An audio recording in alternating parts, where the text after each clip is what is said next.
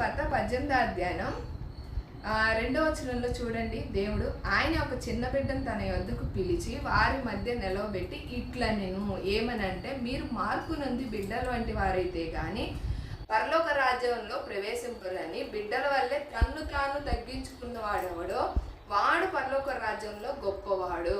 ఆమేన్. అంటే ప్రతి విషయంలో కూడా దేవుడు చిన్న బిడ్డను తీసుకొని ఎందుకు చెప్పి ఉన్నాడంటే, వాళ్ళ హృదయంలో ఎటువంటిది కూడా ఉండదండి. వాళ్ళ హృదయం ఎంత ప్రేమతో అంటే, వాళ్ళు నవ్వినా సరే ఏదైనా సరే ఎటువంటి కల్మషం ఉండదు.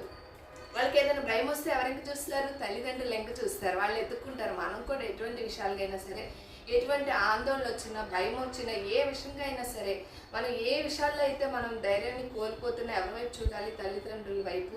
బిడ్డ ఎలా చూస్తున్నాడో మనం కూడా దేవుడి వైపు చూసి స్వచ్ఛమైన ప్రేమను కలిగి ఉంటే, ఆ బిడ్డల హృదయంలో ఎంత స్వచ్ఛమైన ప్రేమ ఉంటుందో, అందుకే వాళ్ళని చూడంగానే మనం ఎత్తుకోవాలనిపిస్తుంది, వాళ్ళని ముద్దాడాలనిపిస్తుంది. ఎందుకు? వాళ్ళ హృదయంలో స్వచ్ఛమైన ప్రేమ నింపబడి ఉంటుంది కాబట్టి. మన హృదయంలో కూడా అటువంటి స్వచ్ఛమైన ప్రేమ ఎప్పుడైతే మనలో ఉంటుందో, అందుకే తన్ను తాను తగ్గించుకున్న వాడే పరలోక రాజ్యంలో గొప్పవాడు. తగ్గించుకోవడం అంటే ఏంటండి?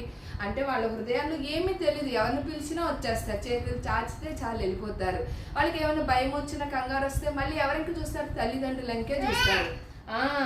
అదే విధంగా మనం కూడా ఏ విషయంగా కూడా భయపడాల్సిన అవసరం లేదండి. భూలోకంలో ఆయన రాగల దినాల్లో కూడా ఎన్నో జరుగుతున్నప్పుడు కూడా భయపడకుండా, నువ్వు త్వరలో రాబోతున్నావయ్యా, మేము కూడా పసిపిల్లలు హృదయం కలిగి నీ రాజ్యంలో చేరుకునే కృప మాకు దయచేయమని అడిగినట్లయితే తప్పకుండా దేవుడు కూడా మనందరి పట్ల గొప్ప కార్యం చేయాలని ఆశపడుతున్నాడు. కాబట్టే తను తగ్గించుకున్న వాడే పరలోక రాజ్యంలో గొప్పవాడు అన్నాడు. ఆ పసిబిడ్డ ఎలా అయితే అన్ని విషయాల్లో స్వచ్ఛమైన ప్రేమ, సంతోషాన్ని కలిగి ఉన్నాడు, మనం కూడా అటు రీతిలో దేవుణ్ణి ఆరాధిస్తూ, నిన్ను వల్లే నీ పొరుగువాన్ని ప్రేమిస్తూ, ప్రతి విషయంలో కూడా తగ్గించుకున్నట్లయితే ఏం చేస్తాడండి? హెచ్చిస్తాడండి. ఆమె ప్రతి ఒక్కరం కూడా అయ్యా పసిబిడ్డల వల్లే అంటే మనసత్వం మేము కలిగి నీ రాకడ ఎత్తుపరే గుంపులో మమ్మల్ని సిద్ధపాటు కలెక్ట్ చేసినందుకు ఇంకా అనేక మందిని కూడా ఆకర్షించుకోమని మనస్ఫూర్తిగా కోరుకుంటూ, ప్రతి ఒక్కరు కూడా ఎవరైతే ఇంకా రక్షణ మరి కోరుతున్నారో కృపాసన్నిధి వారు వాళ్ళందరినీ పట్ల కొన్ని చిత్తానుసరాలు భూ ప్రపంచం అంతా కూడా నీ రాకడ ఆలస్యం అని అనుకుంటున్నారు. కానీ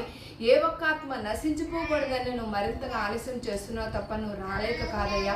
అటు రీతిలో ప్రతి ఒక్కరూ కూడా పసుకున్నట్టు మనసత్వం కలిగి నీ నిత్యజీవ రాజ్యంలో ఉండుటకు ప్రతి ఒక్కరిని కూడా ఆకర్షించుకొని నీ రక్షణ భాగ్యం సంపూర్ణంగా కలునుగా కానీ మనస్ఫూర్తి కోరుకుంటున్నా. నజరేయుడైన యేసు సుపరిశుద్ధ నామములో అడిగి వేడుకుంటున్నాం తండ్రి. ఆమేన్, ఆమేన్, ఆమేన్. గాడ్ బ్లెస్ యు అండి.